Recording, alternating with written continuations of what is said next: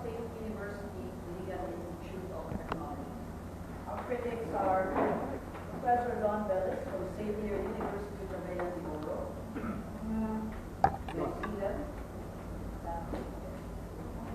Professor Dakila Yee of the University of the Philippines and Visayas. Professor Rey Alovera, Mindanao State University, IIT.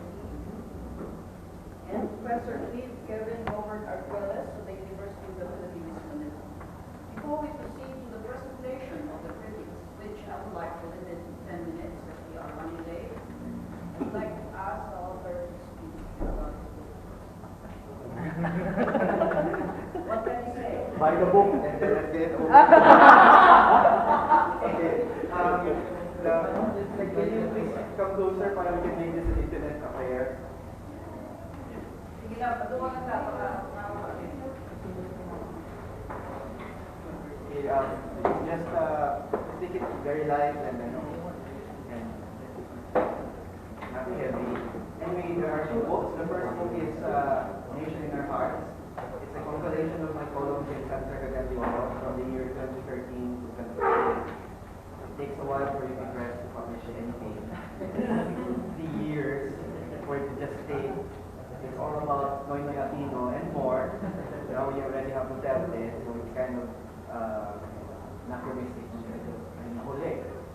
But nevertheless, it represents, actually, if you look at it closely, I don't know if the critics will be able to see that, it represents a journey of a Manila-based academic who moved to Mindanao and how that kind of traumatic experience can actually generate a lot of crazy ideas. It's also a journey of a person from Diliman to MSU-IIT and how that can also instigate a number of new realizations about the discipline of sociology. And the second book, so it's very personal in a way. No? The yellow book is very personal. It's the engagement of the personal and the social as a sociologist written in 200 plus articles. So it's schizophrenic and crazy, it's because, yeah, that's me. No? But the second book is also something I'm very proud of because it represents a more political agenda. The first book is really more about, imagine, no, I stopped teaching in Diliman in 2004, and then I went back to teaching in 2011, in between asking what I did. No? And then I started writing for Sunstar in 2013. So the outlet that the columns allowed me to express a lot of these things that I was just stating. You know? And then when the opportunity to write them came out, it's like, you know, a waterfall or dam broke, some kind of dam broke. The other book is more political and it really represents more or less if you were to distill the lessons in the yellow book, the red book will come out. Their natural progression. Because many of those things that was arrived at through the yellow book, it crystallized in terms of political clarity, in terms of a kind of sociological stance in the red book. So I think if you were to differentiate the two, the first one is personal, the second one is political. So that's it. We come to our second. We have a professor, he is the author, and at the same time a columnist, not a columnist. So let us now have the first critic from Professor Arnold P.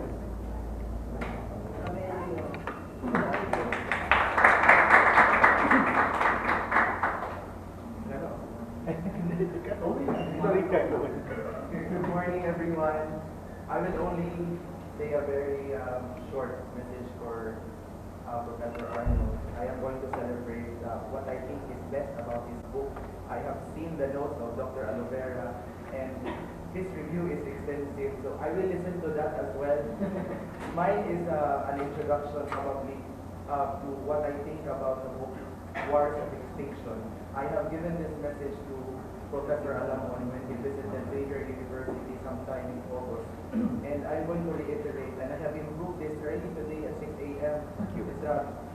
It's an effort for me to wake up at 6 a.m. But first, let me say that I am so honored, sir, to be chosen to share my thoughts on an issue made real, even before interest on it was conceived. The history of many peoples in the Philippines mirrors the experiences of many others who journey from formation, establishment, organization, reform, recognition, and identity.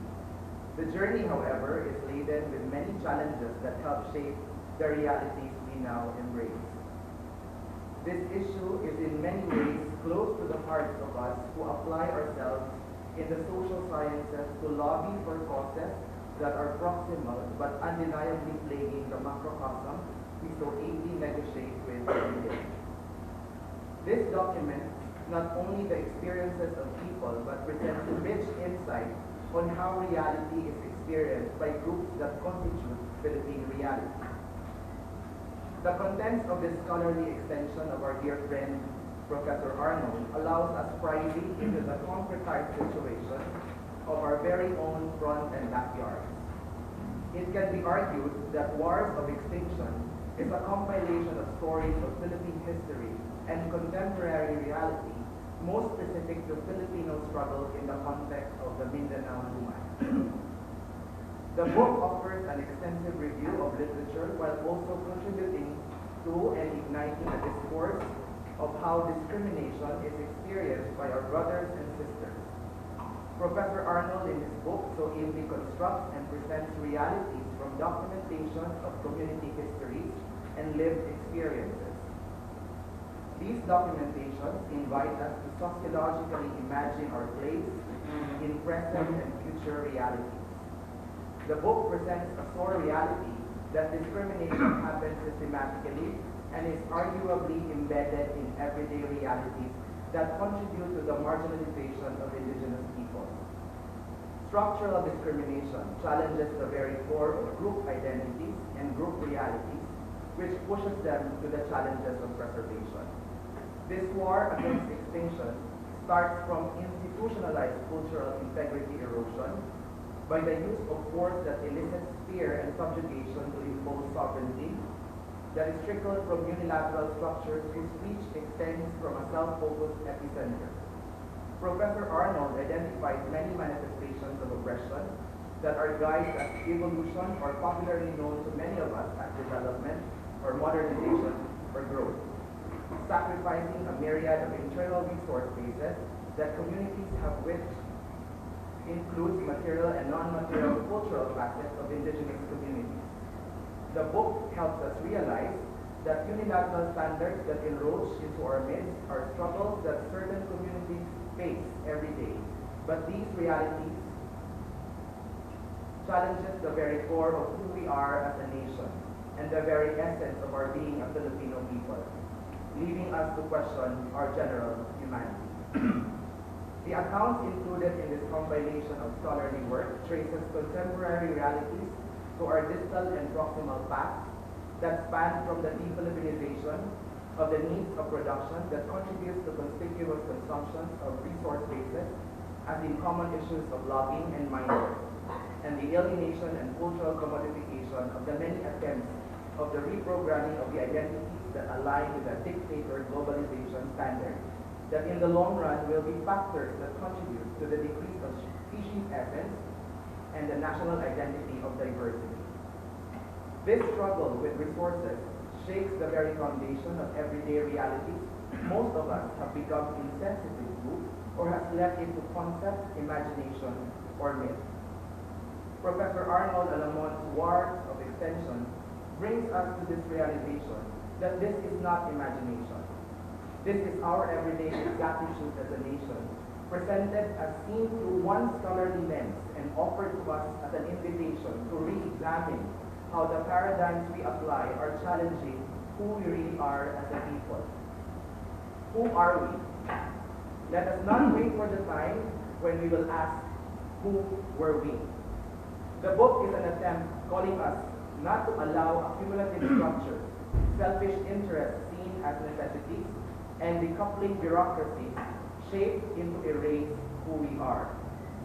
Wars of Extinction invites you to a sharing of arguments that the experience of the indigenous peoples in Mindanao goes beyond what has been widely accepted as discrimination in contemporary presentation. Sometimes, the struggle has been considered as an insurgency or an assertion. The book allows us to realize and see the confusion that is plaguing our current milieu. Who are we protecting as a nation? What are we preserving as a country? Are we for preservation or are we for erosion through the different means of disguised oppression? The Lumad is fighting back. This theoretical dissection of current events puts forward an attempt to sociologically imagine realities and the hunger for justice. Impositions in the absence of requisite justice, or to the very least, respect, is but rationalized and organized robbery, erosion of identity. This paper rationalizes how our structures fuel divisiveness within and among the distortions of social capital. We must realize that subjugation through sovereignty that alienates and nurtures exclusion results to what can be seen as cries for justice. I am honored to be given this chance to say today that I am affected by my lack of sensitivity to issues such as this. I am one of those who are caught in the unnecessary conundrum of whether I am in this reality, because without a doubt, I am, and so are the rest of us. The realization that must be taken heavily from this academic discourse is that we all contribute to this war against extinction. We have driven ourselves to prioritize the problem of the Lumad. When we begin to exclude ourselves from these problematic realities, we feed the problem. This moment is an invitation that we must applaud the author and his work for allowing us into the struggle that allows us to be angry, mobilized, informed, enlightened, empowered, and included. I am sure that the author dreams that all of this will steer us to become better as one nation, sensitive to our roots. Finally, in my most sincere way, I must take this opportunity to congratulate Professor Arnold for his contribution that helps us understand the constructions of realities that we have become insensitive to and the many forms of discrimination that is experienced by our Lumad brothers and sisters in the war against extinction, a Philippine reality, and the struggle that is really ours in Mindanao. Thank you.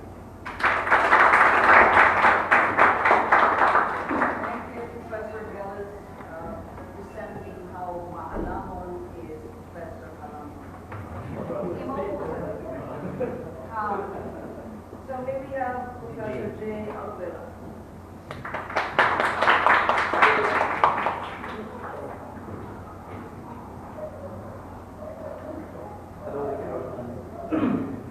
In the development aggression narrative, there are three categories of indigenous people: those who are contented with exchange, the discontented and silent, and those who struggle for their rights to their ancestral lands. The book Wars of Extinction is about this. The book is composed of 3 chapters, so let me just go through them briefly. Chapter 1 presents a framework from which the study is anchored upon. Structural discrimination, sometimes referred to as structural inequality or systemic discrimination, is a theory that posits that norms, rules, and attitudes in societal institutions and structures hinder certain individuals and groups from enjoying the same rights and opportunities that the rest of the population do. It is rooted in the structures of society, from the simplest unit of the family to the more complex governance systems, where groups are disadvantaged by the formation of norms, discourses, and policies that discriminate the weak and favor the dominant. It is born of the interactions, actions, and inaction of people. It is forged in institutional practices and in the discourse of the other as against the us. It is often unintentional, although the consequences are very real. Chapter 2 describes the Lumad, who the Lumad are as a group distinguished from the collective indigenous peoples of the Philippines. The Lumad in this book are the indigenous peoples of Mindanao who distinctly refer to themselves as such by convention in 1986. Chapter 3 narrates the creation of the Lumad, basically informed from the accounts of Rudel's minoritization of indigenous communities of Mindanao and the Cebu archipelago. Chapter 4 zeroes in on the sidelining of the Lumad in Mindanao, basically referring to the accounts of Antonio Velez, economist of Bukidnon Plateau during the American period. Chapters 5 and 6 depict the exploitation of the natural resources through logging and mining in the various landscapes in the archipelago. Because of these extractive activities, the so-called wars of extinction, as Alamon depicts it in chapter 7, were waged against the Lumad in the quest for capitalist expansion. These wars live gruesome stories of exploitation narrated in chapter 8, with the story of the struggle of the Pulangibon Manobo in Quezon Bukidnon, and on the Banwawang Extranjeris in Agusan del Sur in chapter 9. The Banwawang struggle is an old familiar story. My first assignment as a would-be anthropologist then was to write an ethnographic account of the Banwawang people for the San Luis Lumad High School. I lived with them for 4 months amidst the tension between the military and the New People's Army in the area. There were stories of people hung on trees as warning to others for their so-called betrayal. There was the account of 2 brothers in their teens pinned on the ground with a nozzle of Armalite on their heads, as they were suspected the sack of rice they were carrying is for the rebels. Chapter 10 introduces the concept of accumulation by dispossession by a Marxist geographer, David Harvey, which he expanded from Marx's idea of primitive accumulation, which is the exclusion of the laborer from the mode of production. The concept alludes to the neoliberal centralization of power by a few who dispossess the public, particularly of their lands, for capitalistic endeavors such as agricultural expansion and the extractive activities. This chapter suggests the acquisition of the ancestral domains by loggers and miners to the detriment of the Lumad, who end up dispossessed, poor, and marginalized. This dispossession of the Lumad of their lands by multinational expansionist corporations are exacerbated by what the author claims as a state-sponsored wars of extinction, where the Lumad leaders and countless others who struggle to fight for their rights to their land fall lifeless to the ground they swear to protect. Having narrated and described a history of the struggle leading to this disenfranchisement and marginalization and dispossession of the Lumad, chapter 12, entitled The Lumad Future, is depicted as a peak.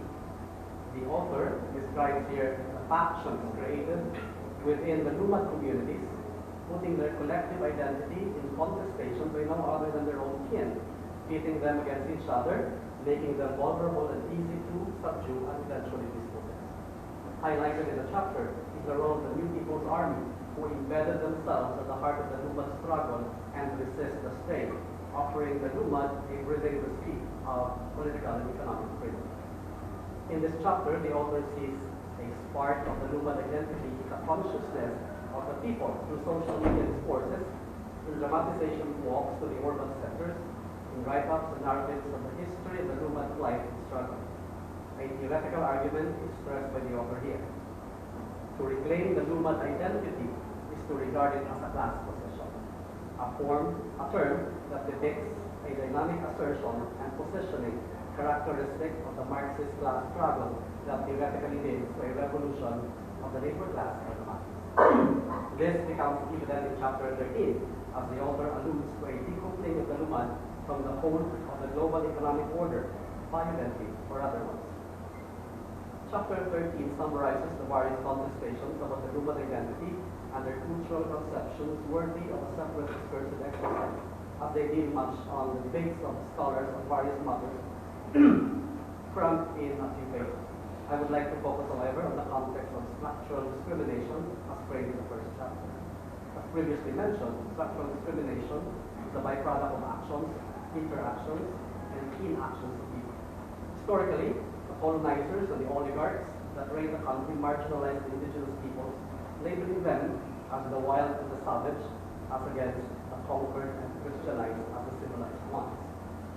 That is direct action. This attitude continues to be passed on to the present times, manifested by our contempt for the mendicant Lumad, such as the Rajal and Mamanwa, by referring to someone using the Higaonon term gali, which in Higaonon means friend, but to our usage means ignorant.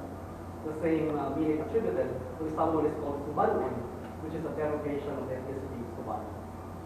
Finally, the discrimination board of our inaction, something the author aptly encapsulates.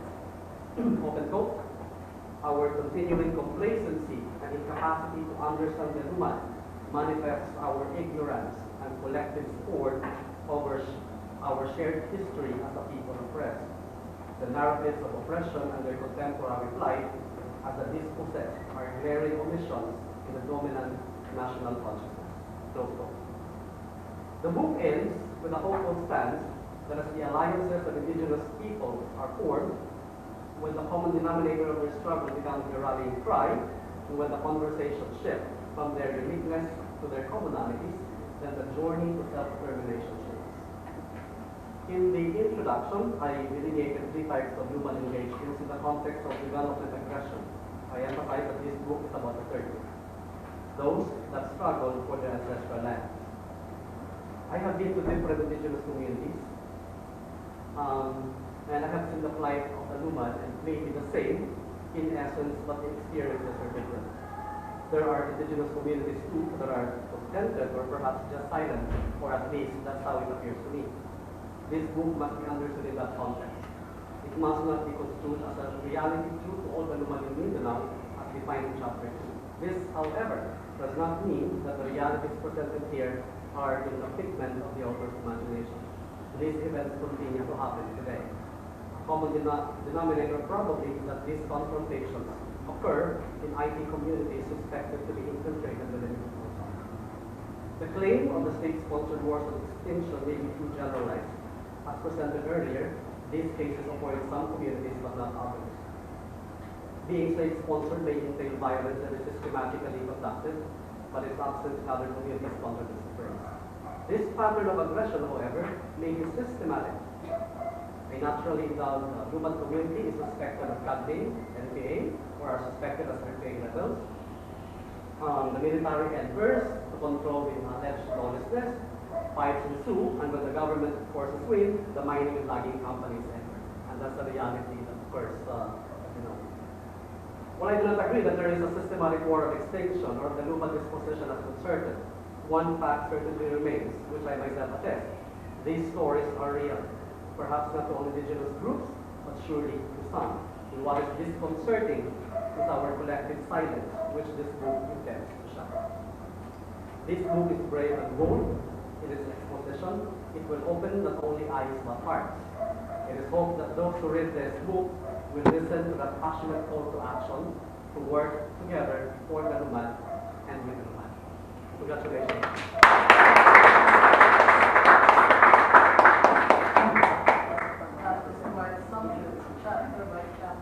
Proceed now to Nation in Our Hearts Essay Mindanao.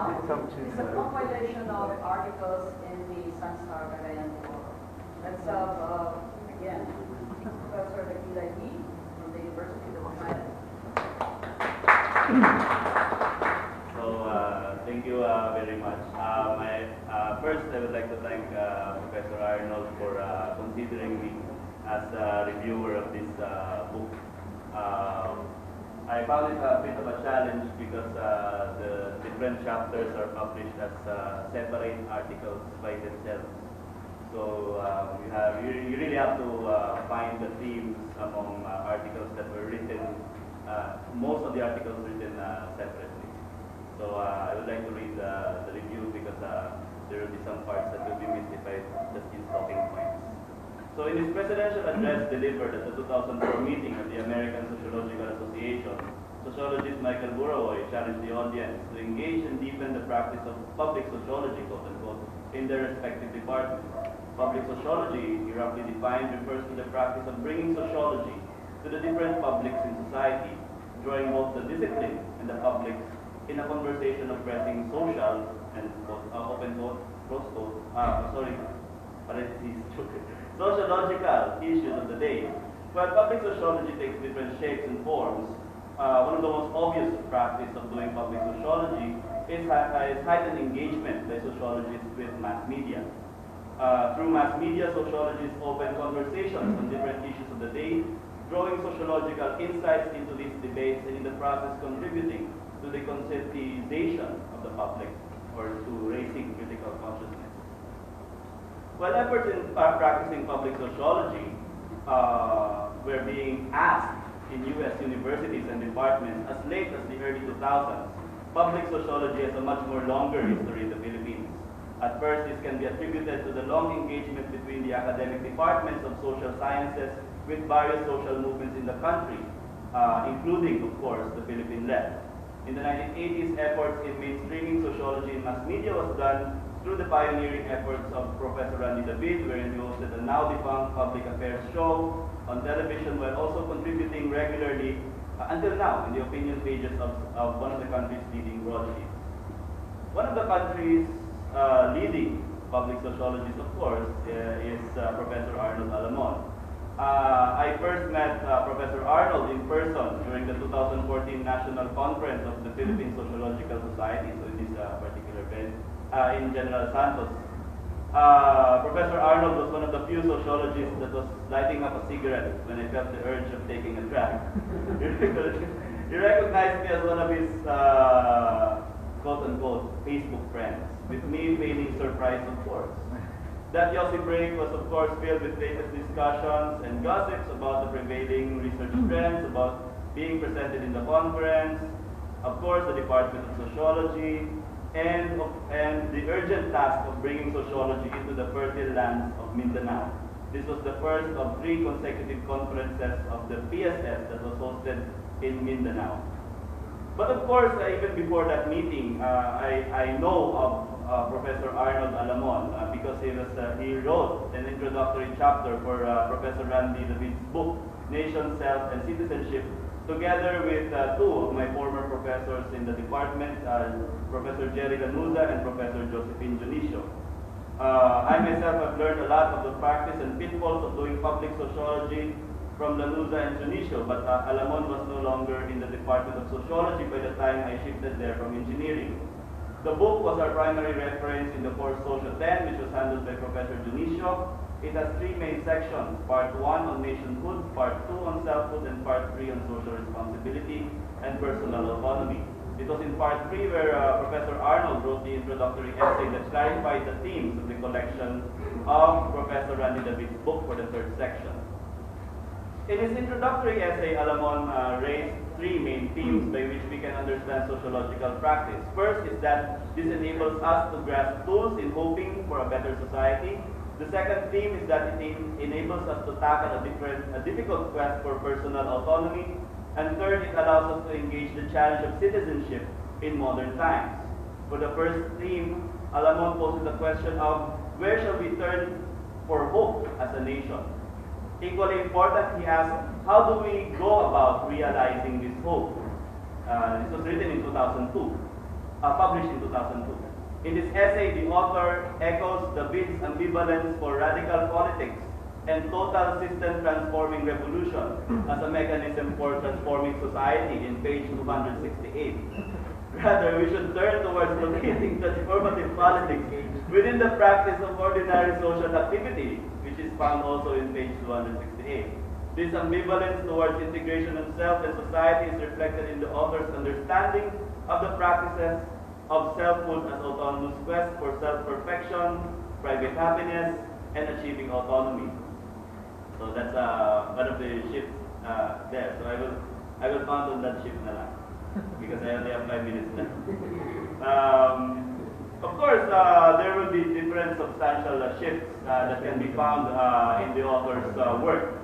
One of the most obvious shifts can be found in part 1 of the new book, Nation in Our Hearts, wherein there is a much more conscious drawing of the notion of geography, because this was totally absent in the first book. But you can find the elements of uneven development, theories of ecological drift of John Bellamy Foster, wherein the rural communities subsidize the urbanization of Cagayan de Oro and Iligan. So that was one of the obvious shifts in the first book.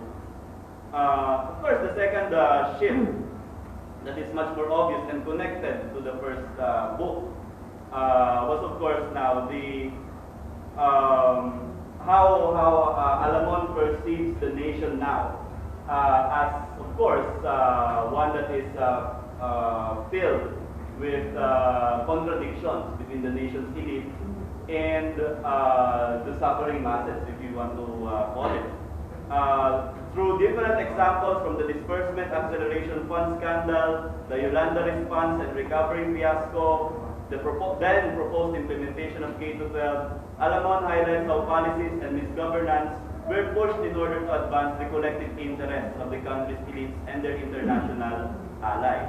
Alamon minces no words when it raises the country's problems and the pitfalls of nation building to quote-unquote imperialism, feudalism, and bureaucrat capitalism. There is also a radical shift on the part of the writer as he willingly embraces the potential for systemic revolutionary change emanating from the grassroots. And this is obvious in the different examples, wherein he highlights the potential of community knowledge, community engagement, community practice, particularly in the disaster response area. So this is now the shift in public sociology that you can see. One from voluntaristic associations in the first book towards now that embraces much more collective action. And this is evidence, of course, in the publication of Wars of Extinction. So the last chapter of the book tackles different dimensions of how self and society are intertwined in contemporary Philippines. In this chapter, it is clear to the readers that the fate of the self is intertwined with the fate of society, as opposed to this reinvention of the self that is Nietzschean and Rortian in nature. So I guess because limited by time constraints, that is how I noted the shift of the author's position. Now I would like to highlight some of the gaps that I found in the particular book. First, of course, is on the question of Mindanao. It is clear in the first chapter that the author is looking for grounding in the soils of this massive island. But when you read chapters 2 and 3, parang I get the position or the impression that this can also be written by someone from Manila. So, for example, but it can be interchangeable. You can read this in the Philippine Daily Inquirer. So the question of the nation, for example, how can this be? This is problematized na Mindanao was never really part of the most of Mindanao, where it was not really conquered, no, by the Spaniards, and through brokerage by different elites during the American period, nasama lang siya. So can we say that the nation of Mindanao is also the same, for example, as the nation conceived in Luzon and Visayas? Second, of course, is a chicken and egg problem regarding the Lumad. Of course, because as what Professor Arnold mentioned, medyo matagal mag-release yung UP-Press. But the issue, for example, of the Lumad, is their marginalization a result of their class position or a misrecognition of their identity? No? For example, chicken and egg, kasi hindi natin alam, kaya mahirap pa sila, kaya sila marginalized, or maybe because because they were not part of the Catholic or the U.S. system of laws, they na marginalized sila, and the elites who were educated in the urbanized areas were the ones who took advantage of the Regalian doctrine, for example. So, and lastly, of course, I'd like to ask for additional time last. The notion of transformative politics. Kumbaga, for me, I saw that, of course, there's no problem with this exhortation, no, for transformative radical politics. It's just that with the authors, no one's analysis of the challenges confronting Philippine society. Does the analysis of challenges and obstacles not apply also to those actors that are pushing for transformative politics? Kumbaga, throughout the article, throughout the book, that was not really discussed. What are the challenges really facing the Philippine left, no, that needs to be surpassed? Of course, I have read some of the authors' articles. One of the articles that really stick to my mind was your article before the election of Duterte, which was really a warning about that Duterte was really a representative of Mindanao's elite.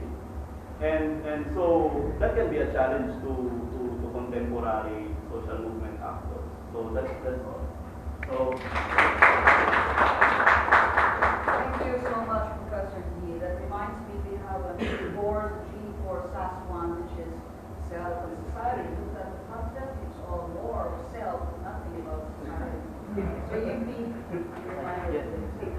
Now let's go to Professor Arguelles.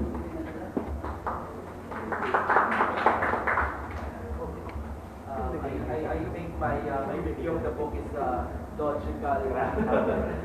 logically after Professor Yee's.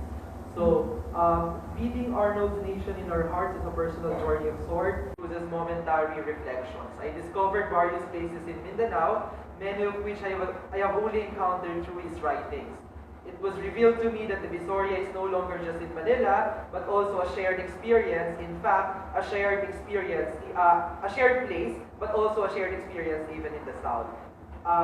It was also revealed to me how the road networks in the island reveal the regions, or reveal and reflect the region's political economic problem of import dependence and export orientation. I got acquainted with Arnold's imagination of Cagayan de Oro, his nostalgic memory of Cagayan de Oro, a time where smiles, according to him, dotted the city unlike now. Some were also personal discoveries. I too, like Arnold, is an Apple fan, the tech company, although I do not understand his reference to Apple's PowerBook G4, his first Apple device. I am also interested with theoretical physics, which was introduced to Arnold in college through Alan Lightman's Einstein's Dreams. In my case, I got introduced to theoretical physics through the recent online TV series by National Geographic on Einstein's life, and has been looking for more materials about it ever since. And while Astro Boy, as he claims, has been central in his formation of social consciousness, the cartoon, the cause was lost to me. I grew up seeing Astro Boy as a video game that I played alone.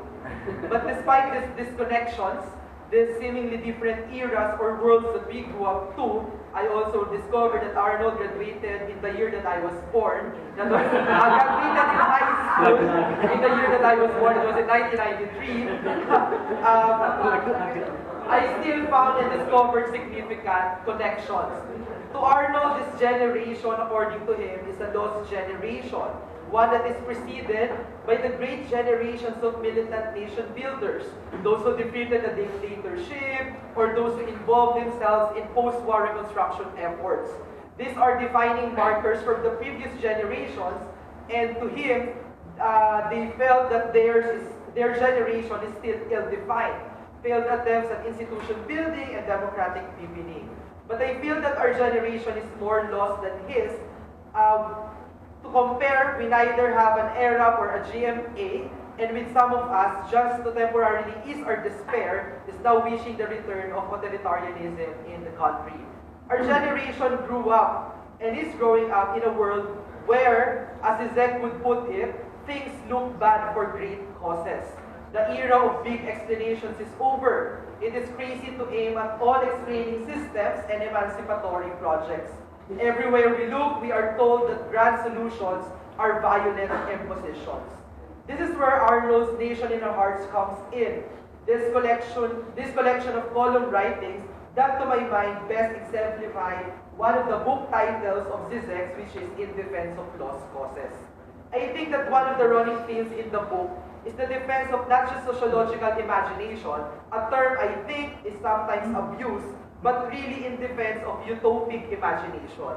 In his book, in its pages, Alamon echoed our disappointment with our many defeats in the past in our attempt to make our society as just as possible. He talked about the endlessness of our problems, from corruption to political patronage to widespread misery and the hidden suffering of many.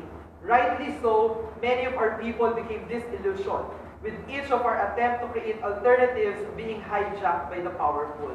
But this is not only true at home.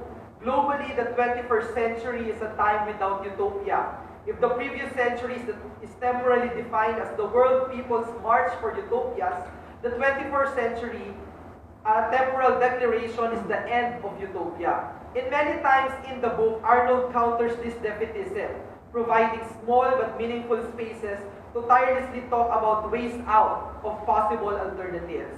I am reminded of the saying that I always hear in my days as a student activist: endless patience and tireless persuasion. This book is just about that. It is Arnold's declaration that memories of defeat should not and cannot paralyze our utopic imagination. As written in his book, I quote, "To live for a cause in this day and age is already a rare thing in itself, given the defeatism inherent in our postmodern culture. It is always much easier to worship the God of small things, instead of grappling with the bigger problems of historical injustice and the bloody, painful process of nationhood. And what are end of quote. And what are revolutions if not the necessary postulate of utopias? Nation in our hearts reveals that in an era of defeatism, there is a voice that says that revolutions are still factories of utopias." Another running theme in the book is his defense of community journalism. At a time when strong rates in Manila can make into the headlines, while typhoons in Mindanao are covered sparsely, Arnold's column is a critique, an interruption, and most importantly, an intervention in the Imperial Manila-dominated journalism in the country. As he wrote in one of the pieces in the book, he argues that, I quote, "Community journalism is a mission to ensure that in the jostle for the public attention of what is newsworthy, it is not just the capitalist's voice that should be heard, that we in the Bondocs have opinions too about the going-ons in the capital, that ultimately we, in the regions and cities, have our own public conversation that are newsworthy and equally important, if not more," end of quote. In Anderson's claim that nations are imagined communities, he also noted the significance of the role of newspapers in the formation of this imagination. So this is, I think, Arnold's way of intervening. And to be honest, our national imagination presently excludes that of the people of Mindanao. So to my mind, the book is not only a way of extending our national imagination, but also an impetus to create a regional community of Mindanaoans. It is a way of giving birth to community through fostering a shared community experience, that we, the people in the South, confront similar, interconnected challenges that can best be addressed as a region, if not a nation. His essays are imaginary networks that connects various communities that parallels but also an alternative to the problematic road networks in Mindanao. Growing up in a CDO, a migrant and transient city in the region, his dedication to community journalism also served that kind of stop, of a shelter for a community needing its voice. I should also point out that this undertaking is also significant in the future, for journalism is also considered a way of memorializing the present. And Arnold, writing from the vantage point of the marginalized, a subject position rarely available in mainstream media outlets, is also democratizing this nation's memory making, discussing the marginalized people's past, the challenges of present, and our worries and dreams for the future. To end, what animates his writings, and in general Alamon's scholarship, is this belief not only for revolutionary possibilities, but in the belief in the capacity of others to also discover their collective revolutionary agencies. In the first pages, he wrote this, I quote, "It may seem like I am on a lonely crusade as a writer without an audience," end of quote. And to share, when I first met Professor Alamon at Iligan, also at the PSS conference last 2015, I approached him and said that I read his column writings at Sunstar. He responded to me and said that I am only one of the 5 people that reads his column. Well, I will excuse his humility, but maybe this is also his way of saying that reach for him is not really important, especially that long-form journalism is no longer as fashionable as before, as compared now in the era of Twitter journalism. But I found an answer in one of the pieces in the book. He says, I quote, "It may seem like I'm on a lonely crusade as a writer without an audience, but I am not alone, and together with others, we are building an audience. I write alongside countless others who have decided to bear witness, not just on the truth about themselves, but also on the suffering of others. I teach not as a solitary reformer out to change the world by myself, but in league with an army of progressive mentors who struggle to change mindsets with every class lecture," end of quote. The common sense of our era tells us that between empirical positive knowledge and absolute faith, one should draw a line between what one can think and what one can do today. At the level of common sense, the furthest one can go is enlightened conservative liberalism. There is no alternative in our sufferings. Nation in our hearts is an interruption in this thinking. As Arnold wrote, I quote, "The counter-argument really is to posit the idea of hope against learned cynicism, to import them an ethos of dissatisfaction over their default complacency and accepting matters as they are. True to his calling as a sociologist, he makes the familiar unfamiliar, and more importantly, problematizes what is commonsensical. I go back to Zizek and quote him, "This then is the limit of common sense. What lies beyond involves a leap of faith, a faith in lost causes. Causes that from within the space of skeptical wisdom cannot but appear as crazy." This is Arnold's worry that he will appear crazy in his writings. But in a time of crisis and ruptures, skeptical empirical wisdom itself, constrained to the horizon of the dominant form of common sense, cannot provide the answers. So one must risk a leap of faith. End of quote. So to channel, I'm wrapping up. So to channel Peter Baelish, and I hope Professor Alamon will get the reference, because he has a lot of pop culture reference in his writings. There is no justice in the world, not unless we make it, not unless we do a leap of faith.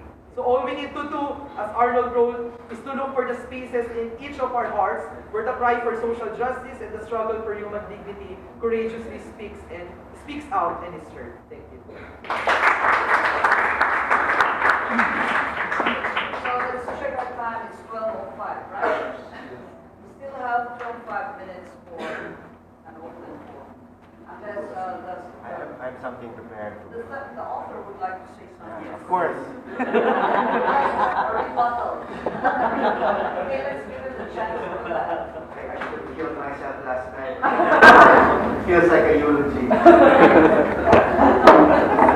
was expecting hard questions and giving. You guys like to fandom.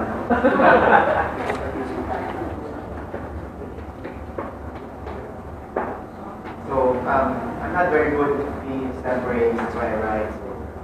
I actually anticipated many of your points. CJ already heard portions of it during the launching data. Dakila actually instructed to compare the two books, so more or less, Nation, Self and Citizenship with Sir Randy and the yellow one.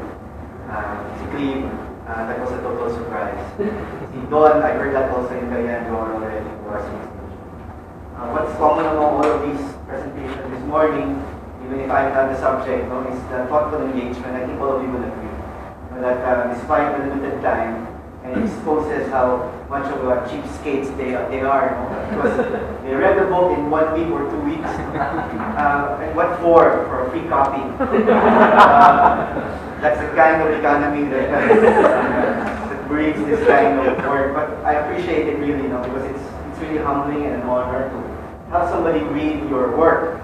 Because you write and you put it out, but you're not really sure whether anyone reads them. Sometimes you feel like a hermit and you're going crazy, talking to yourself most of the time. Apparently, I can relax a bit and say that yes, there are 5 people who read this one, 2, 5. Anyway, thank you for your thoughtful responses to my humble pieces.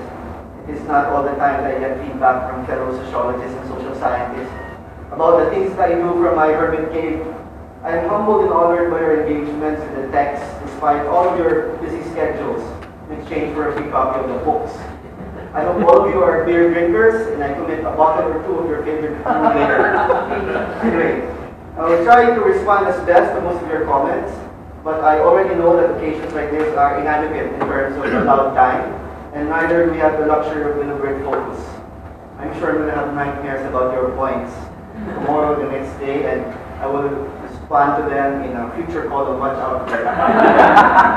Because there are so many thought-provoking points raised with so little time to process and respond. For instance, in observation in Dakila on the movement between the white book and the yellow book, and what happened in between them. I will have nightmares about that. I never realized that great conferences like the ones we stage as members of PSS every year can feel like speed dating.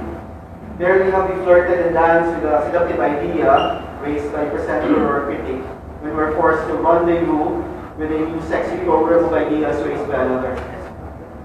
The millennials probably like this thing of serial flirtations with ideas, with many of you delivering multiple roles in the past 2 days as presenters, critics, to a lot of many other panels. So, millennial ka pa, pero we had 4 participations. Me, molded from the practices of old, already feel busy from all these exciting engagements. And I'm often secretly hyperventilating during sessions. I'm the kind who wants to respond but stops himself. I'd rather, I'm not very confident.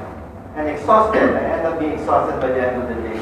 Therefore, let me express ahead both my apologies for not being able to match your thoughtful engagements this morning, but promise you that this is just the beginning of a conversation that will hopefully continue over bottles of beer later in cooler surroundings. Let me provisionally respond to some of the points you raised. For instance, Dawn, I appreciate the fact that you were able to raise the link, the attempt of the book to raise the link between history and contemporary realities by zeroing on the experience of the Lumad. That's really the agenda. You cannot understand the Lumad, as I will explain later on, without going back to history. And that's really one of our powerful tools as sociologists. That capacity to have that kind of vista from the past to the present and then to the future. It's also, I like the way you put it. I don't know if I heard you wrong, but I think there was some kind of play between the practices of assertion and insurgency. That's really one of the things that I think the Lumad book was trying to hint at. The Lumad struggle is a popular struggle nowadays precisely because they have resisted. And they're not alone in resisting. In the spaces where they exist physically, there are also revolutionary forces. And it's a question of historical accident that they know each other. And is it a question of contingency that they learn from each other? But here we are. When you talk about the Lumad struggle, we're also immediately talk about an aspect of our nation's history where our continuing past is actually being fought out in forests, in the margins, in ambuscades, in killings you hear nowadays. Jay had a very extensive review and was very sumptuous. That's the way Phoebe said it. It's like, he makes sure to tell me through that review that he read it from chapter 1 to chapter. Unlike you. So, and that's really something very humbling for me, because, of course, it's a lot of mental and emotional labor as you go through writing a book, and for somebody to pour over it and to sift out the arguments is really a great thrill. It's a weird thrill. I don't know if writers have that, no? Yes, that's exactly my point, and I'm glad that you found that nugget there, because I hid that there somewhere buried, and if you're smart, you'll be able to, and yes, we're both smart because you got it and I got it, and that's kind of great psychology that happens when you write and publish books. I particularly appreciate an important point raised by Jay, drawing attention to the proclivity of the Woe book, and that is how it has come to be known among the production of people behind it. Woe. Wars of Extinction. It's the proclivity of the book to speak of the Lumad narrative with a capital L and in singular form when, as he explained a while ago, there are a multiplicity of Lumad narratives. And I think that's a very sharp point, and I thank you for that. If I remember his assertion correctly, there are those who have opted to be quietly assimilated, those who do nothing about their predicament, and he's talking about the Lumad, and those who have opted to fight back. Correctly interpreting the politically charged meaning of the Lumad espoused by the book. Why have I privileged the narrative of those who have opted to fight back? I am actually grateful for the sharp observation, because in the course of writing the book, that was one of the major theoretical dilemmas I had to hurdle. Imagine writing in the early hours of the morning, and wondering, do I have a right to talk about this history? I'm not even Lumad. Listen to me and how I speak. I'm like a conyo from CSA, there's an Agustin. Yeah, this is in the Dakila. It could be written by a UP-Diliman conyo hanging out in Sagas. It's actually on point. That was one of the major theoretical dilemmas I had to hurdle. How do we speak of the Lumad, and can we even speak in their behalf about their experience as practitioners of an esoteric science called sociology? And this is my way out. I ended up resolving the dilemma by appreciating the historicity of the Lumad identity as an upshot or result of the contradiction between capital and heretofore non-assimilated resources and people. We are all Lumad actually, or natives of this land before our particular forefathers as Bisaya, Ilocano, Cebuano, no? Decided to buy in or were coerced to integrate with the regime of colonial exploitation with the connivance of our local elite. There is a term for those who have been quietly assimilated or those who opted to fight back, and that is us Filipinos. I'm trying to justify. In other words, what I have discovered in terms of the evolution of the Lumad identity is how history and struggle has fine-tuned this in the era of extended accumulation by dispossession to refer, and this is my response to you, Jay. Lumad refers to the collective struggle of the people to keep their way of life, which is inextricably linked to their ownership and control over their land and resources. If you are Lumad and yet you sell your land to the biggest mining company who pays you off at the expense of your community members just because you're Dato or chieftain, you have the right to be called Lumad still. That's Filipino already, to my mind, diba? That's the kind of mendicant culture that, the Lumad is trying to, as a heuristic device, and that's, I think, my excuse, no? Lumad here becomes a heuristic device to tell us about, where its historical roots are, no? Within the life world of Mindanao's indigenous peoples, they have other words for those who have left behind their struggle over lands and resources, and that is the Alamara, the New Indigenous Peoples Army or NIPAG, or the Magahat Pagani, among other deadly paramilitary groups, which just goes to show that the seemingly harmless cultural constructs are actually the stuff that makes up wars of extinction to the core.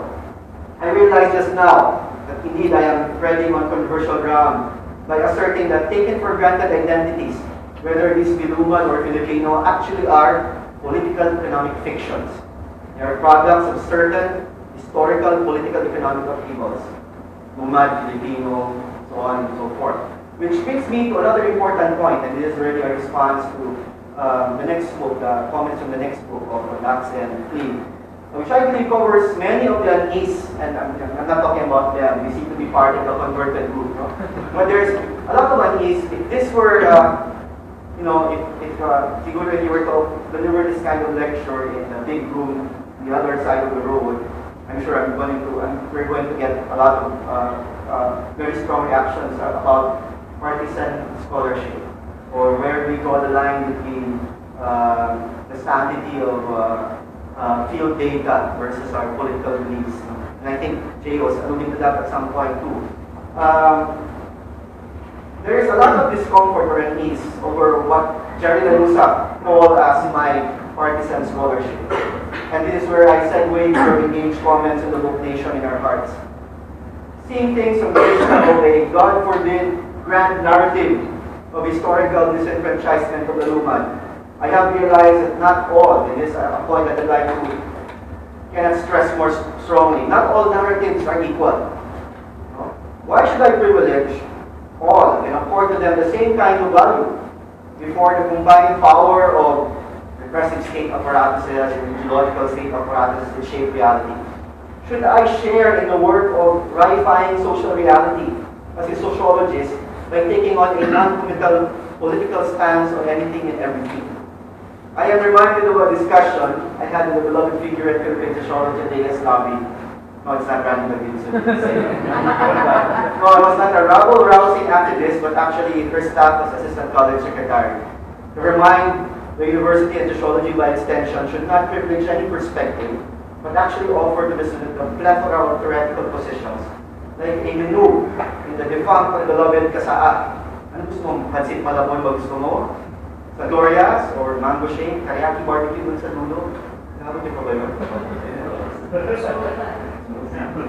Sociology by extension should not privilege any perspective, but actually offer to the student, a plethora of theoretical options. The importance of the discourse would manifest itself about a couple of years later with the Sara Raimundo case, which of course was related to the disappearance of the UP-Diliman sociology student, Karen and Benny. Okay? She was my student. And Charlotte Calapan, she was also my student, although she's from CHK, but she took up Soksay 1 under me. During the reign of the brutal Army General Rito Palparan in Central Luzon, way back 2004. It was actually my greatest lesson in sociology. One that taught me that not all narratives are equal, and by extension, not all theoretical positions are benign and harmless.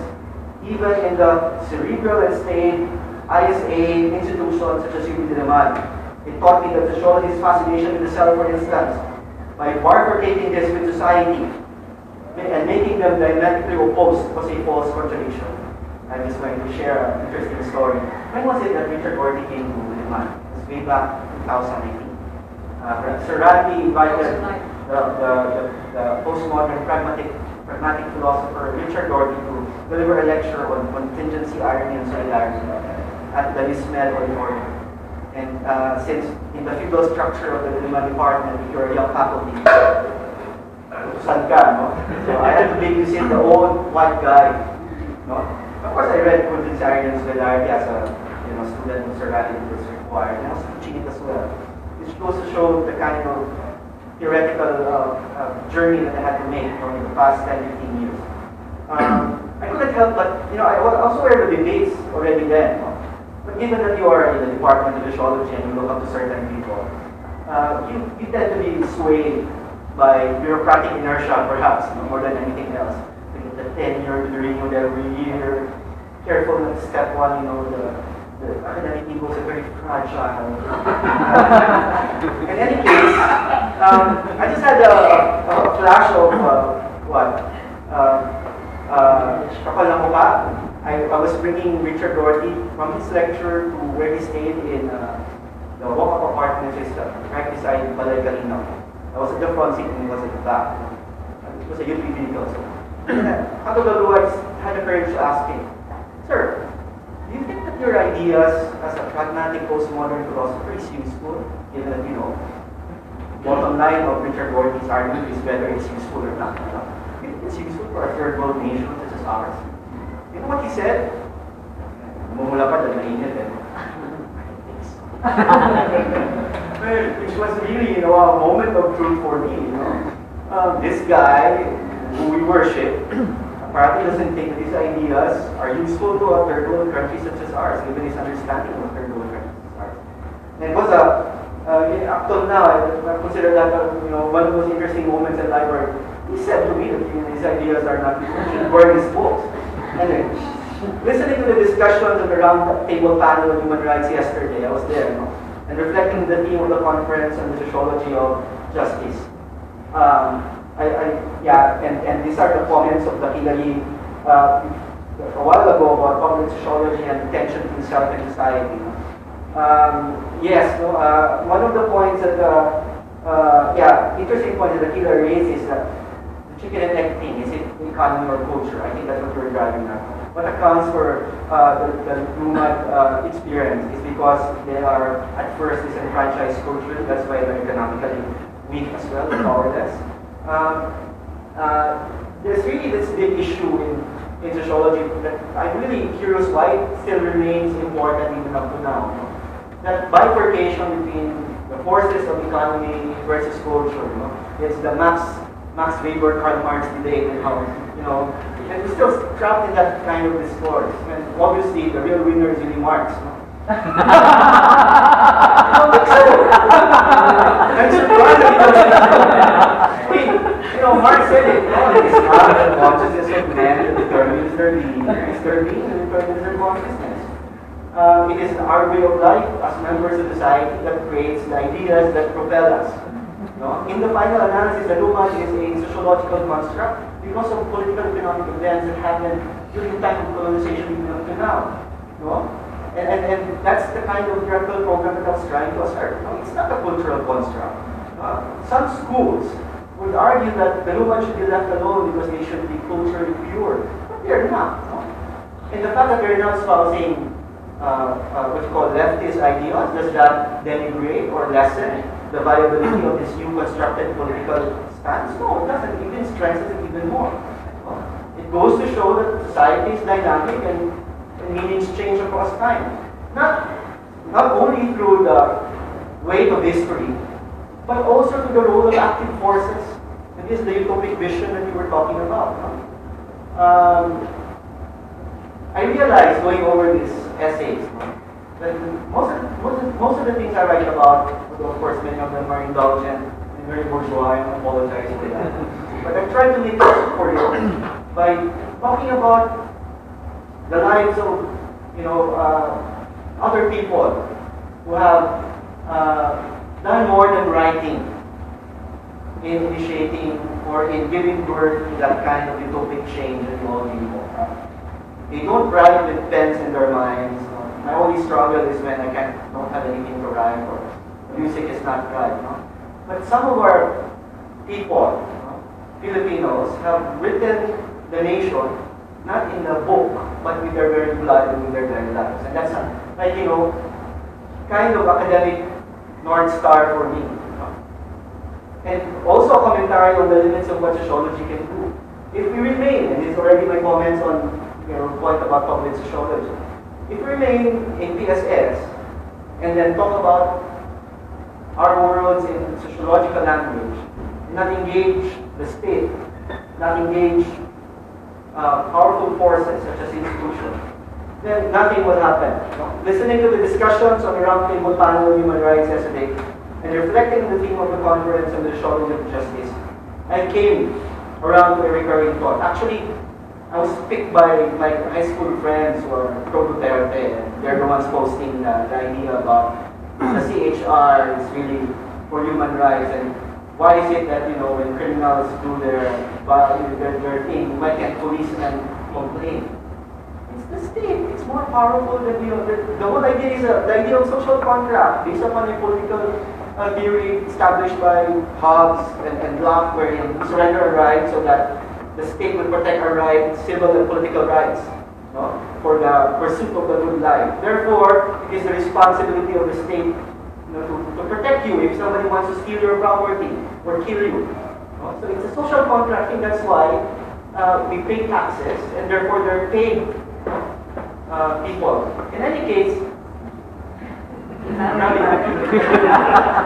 should write my response in a new column. Anyway, maybe our job as sociologists is to remind the public, because that came from that kind of irritation. Maybe our job as sociologists, this is a reflection already of the theme, is to remind the public about how to maintain a keen sense of proportion. And this is something I learned from my interaction with activist groups who I look up to. They're always on the side of the oppressed because they understand that there is a power relation that exists between the powerful and the exploited and the oppressed. And that's something that, we talk about human rights discourse, you're so confused about where it comes from, where everyone does have. I think the bottom line about all of this is that we have to maintain a keen sense of proportion about things. The state and institutions impinge upon individuals and groups, and maybe it is our job to radically transform the logic of these institutions toward more emancipatory and egalitarian ends.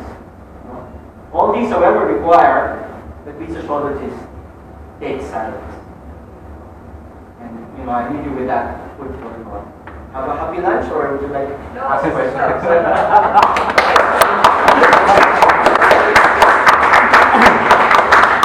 If you don't have questions, I will take this opportunity or privilege of the chair to ask the question. Is that okay? If you have questions, you have to ask it first and block all the questions. Mine will be the last. And he's going to answer everything in another 10 minutes. Okay? Please, raise your question first. Sir, I'm Floyd. I'm a young writer from Mindanao, and I'm one of the contributors of the Duterte Leader. I'm with Phoebe. So, sir, my question is, what are your message or advice to young writers writing in Mindanao and Mindanao, especially that we have raised the issue that nobody reads or nobody calls for some kind of attention from this island? There's really a problem about the reading culture. Yeah, for a while. Let's try to get everyone to answer. I'm sorry, I'm doing the That's my style. Sorry, on to the next question. Dennis Corona from the Mindanao. I only had 5 minutes of review of this book, so apology for that. Unlike the other very distinguished viewers. On the hermeneutics of the book, like the use of the word Lumad or Mindanao, it's an external political term being used to refer to these people. The people themselves would not really like to be called that way. It was like something imposed on them. How does this book address that issue? Like some of the scholars who are really Lumad are saying it's an extension of the colonial project. Calling us Lumad immediately makes us marginalized. But for themselves, they would say, we are not marginalized because we don't accept your center. So does the book follow a post-colonial reading, or does it push through with the same reading of the colonial history of the Lumad? Second point, and last one, is the idea that the Lumad struggle does not exist in a vacuum. In Mindanao, for example, we have a tri-people culture. So the struggle of the Lumad coexists with the struggle of the Moor people and Christian people. So how does the book position itself in terms of framing the struggle? And in fact, there are many other struggles that simultaneously happen in a conflict. Any other question? Okay, any more questions before I raise mine? Okay, I would like to ask 2 questions. If I were to write this book, I would put Wars of Extinction, colon, case of liminal predation.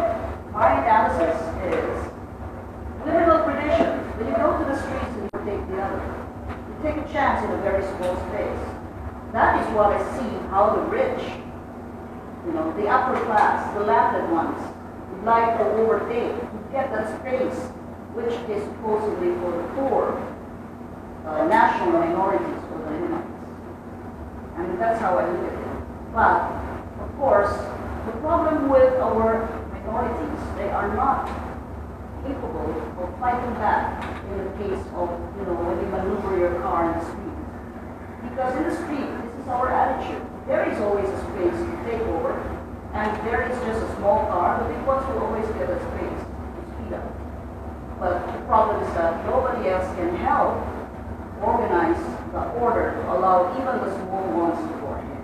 So that's a problem which I see is the other side, which is practically a sociological thing to me. That's the attitude of every person when we drive the street. We want to take over and to speed up before others. Next question is Stiglitz's work. His work is about all these wars engaged by the U.S., which is amounting to about $3 trillion war. Today, it's a kind of war which is projected to be a war for the Muslims, a war for the morals, but actually if you look at it, Stiglitz said that this is a war in simulation against the rivals of the U.S. And who are the rivals? China, Russia, North Korea. China is overtaking the U.S. by 50% of GDP. And so the U.S. is threatened by this.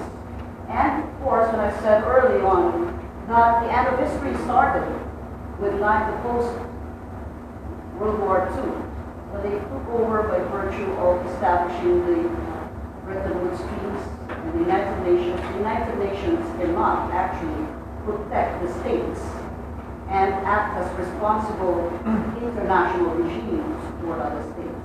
So basically, there is no enabling mechanism, only constraining mechanism with the rights. This unipolar movement, that's the U.S. unipolar.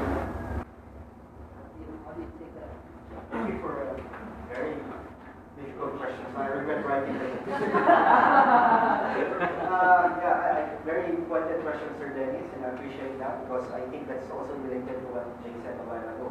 In fact, one of the chapters of the book precisely references that particular meeting in Davao just recently, about last year, wherein a number of tribes have rejected Lumad as an identity, and then, my own take about that kind of development is precise to go back to the historicity behind the concept of Lumad. In other words, what I'm trying to say is that, it's not an essential construct that, there's somebody that really is pure Lumad. Rather, it's a product of a historical process where in a certain point in time, this kind of identity emerged. And it's a point of debate, it's a point of contestation. Those who fall under it, by virtue of the way mass media, for instance, has appropriated the term Lumad, a section of that now squirms or rejects that umbrella term because they feel like they do not agree to its latent meanings. No? Ever since 2014, I think if I'm not mistaken, but as the successful activity which imprinted the Lumad Struggle in contemporary consciousness is the Manilakbayan of the progressive forces, starting 2015. No? And the biggest one was 2016, and they were able to sustain it since 2017. I'm trying to somehow comment on the kind of evolutionary process that the Lumad concept has undergone because of these different historical periods. No? And my argument is that it's a political and economic fiction because there's the reality of development aggression and heightened militarization because of the process of accumulation by dispossession, as cited by Harvey, wherein areas that were not intruded in by capital are now being fought over by multinational corporations. The Lumad identity has now reshaped itself to refer to something much more political. And therefore, it's not an essential category. It's a political category that people embrace of a particular political slant. Okay? And therefore, what I'm saying is that, yes, it has been hijacked, if that's your term, by progressive forces, come to mean about their dreams that the Lumad people has also embraced. If they sound like Marxists, ang mga Lumad ngayon, I don't see anything wrong about that. So that's a controversial point, but you know, yeah, the tribe people. No? Writing the book is really difficult because every time you talk about the Lumad, it's the same history as the Moro. And the Christians, we are the sellouts. We're the ones who messed up this place down there in Mindanao. Our forefathers were the sellouts, and we are the ones who set up the Ilaga, and we brought so much pain and destruction to the Moro people and to the indigenous people. Okay, I think the book tries to talk about the Lumad without necessarily differentiating them from the original inhabitants of this land, which is the Moro. So sometimes actually you will see the references to the Lumad as the non-Christian colonized Moro. You know, I think there's a particular statement that I use there. But yeah, that's still a struggle. Now, the last chapter of the book tries to tie this all together with the efforts of progressive groups to establish a Sandugo Alliance, which is the coming together of indigenous groups from the north, no, to the indigenous groups of the south and the Moro peoples.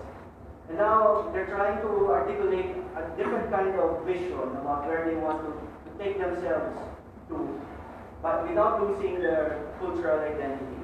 So that's something. Phoebe, what I gravitated to was really Harvey's accumulation by dispossession. And that's not even my original idea. I mean, just to tell you that I'm not that smart. I went to a conference in Japan, and I was talking about all these things happening. And then somebody from Indonesia, a friend of mine, said, that's accumulation by dispossession. I Googled it, and when I Googled it, I said, it's the famous David Harvey. Primitive accumulation is the idea that, you know, as societies change from feudal to capitalist, there's going to be a lot of disenfranchisement in terms of how used to be farmers, then they suddenly become workers, and part of the process that entails is how their lands are converted into new purposes. For instance, just a final point. When Marx talked about the transition, the former grazing area for sheep, what used to be farming lands, which fed people, became pasture land, and then that became the basis of the urban class, the urban poor proletariat class. And part of that process is the primitive accumulation. That process apparently has not ended according to David Harvey, and continues even up to now, as late capitalism tries to deal with, you know, opportunity cost. They have capital, it's not being used. It must be used by opening up forests in Borneo, forests in Indonesia and Malaysia to be transformed into plantations of palm oil. That's happening. That's also the case in so that's where I gravitated to because of the its ability to explain and root this Lumad problem to something that's happening also somewhere else, Latin America, Indonesia, and you can now understand the killings that's taking place as part of that process. But if we're also keen, part of that argument also puts attention into the role of the Philippine state in that process. That's why what I was toying with was the idea of the Philippine state business military nexus, which makes all this thing happen. So that's like, I know it's very clean and it's kind of sweeping, but how else would be able to move forward except to make, stakes wager on grand. I might be wrong, at least I said it. Kasi you're what? Capacitated by all our values as sociologists about the integrity of the field process. Many of you worry about that, no? How ethically you would be able to surface the correct feelings of the people and their point of view. But all of us go to the field with preconceived theoretical notions about what exists. There's no space there. The young ones in the sociology department are agonizing over, I've been on the field and there's no way to approach it but look at it politically. You think you're a sociologist, you go there without politics. You go there with an agenda. Who funded your research? What kind of things can I say? What kind of words you and cannot use? No? And even more about whether you're interpreting what the people from the field. It's an ethical process. And we end up making certain convictions, political convictions about where you'd like your sociological work to go. And that's the challenge for all of us sociologists. Are you going to be, coward and just take the academic path? Or you make brave choices at the risk of, being crazy, labeled as crazy. Marami na kami dyan, sa ako. Thank you very much for your time. I'm a writer from Mindanao, and given what I've gone through in the past 5 years, that advice is don't write. It's not worth anything. Yeah, if you like it, if you love it, if you like the craft, and putting it out there. Of course, in another time, if I were healthier and smarter when I was younger, I would have been an NBA gorilla, but I'm too old now. Anyway, sige. Okay, mind you, you will have a story in the War of Extinction in Mindanao, but what will rise in replacement for all this? You will have the Mindanao Railway. Okay, we will present certificates of appreciation for the presentation of our panel. Our first certificate of appreciation goes to Professor Arnold P. Next is for Professor Velez. Please stay so that we can have a photo ops afterwards. Thank you. For Professor Dakila Yee.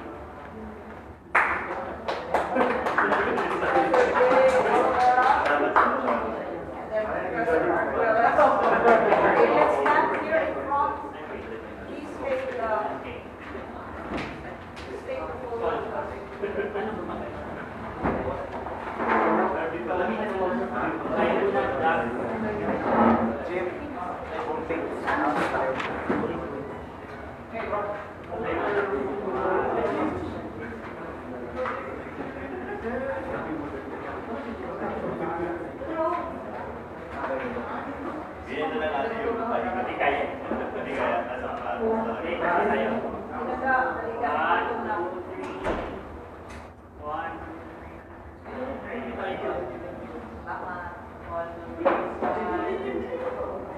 One more.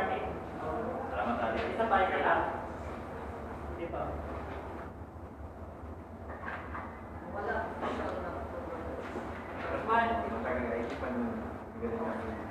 One more.